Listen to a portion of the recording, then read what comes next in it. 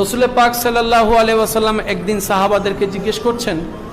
হাসরের ময়দানে সবচেয়ে গরিব কে হবে জানো? সাহাবায়ে কেরাম বললেন, ইয়া রাসূলুল্লাহ, আমাদের তো জানা নাই, আল্লাহ এবং রসুলই ভালো জানে।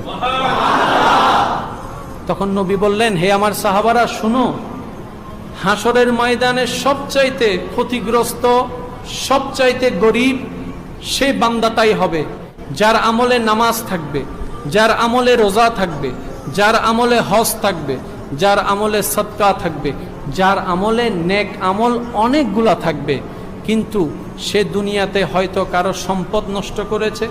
কিংবা কারো হক মেরে খেয়েছে, কিংবা কারো উপর জুলুম করেছে,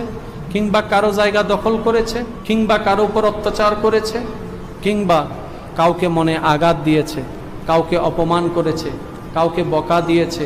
অন্যায়ভাবে, কারো সম্পদ হরণ করেছে, কারো জায়গার